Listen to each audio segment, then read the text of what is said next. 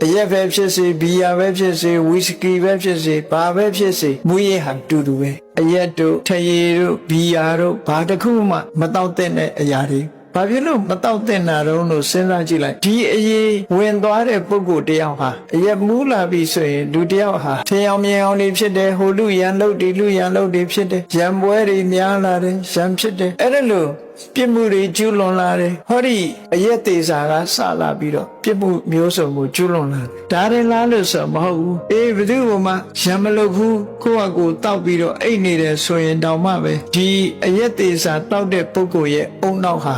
တဖြည်းဖြည်းချင်းမကောင်းတဲ့ဘက်ကိုရောက်သွားပြီးသူဟာတိုင်းပြည်အတွက်ရောမိသားစုအတွက်ရောလူမျိုးအတွက်ရောဘာမှတန်ဖိုးမရှိဘဲနဲ့ဆံကုန်မြေလေးအလကားလူတယောက်အသုံးမကျတဲ့လူတယောက်ဘဝကိုရောက်သွားစီသူ့အတွက်လည်းကြည့်လိုက်မယ်ဆိုလို့ရှိရင်မူရစ်နေတာနဲ့ပဲအသိဉာဏ်တွေကဆုံးရှုံးသွားဒါကြောင့်မို့လို့ဆုံးရှုံးနစ်နာမှုကိုဖြစ်စေတတ်တဲ့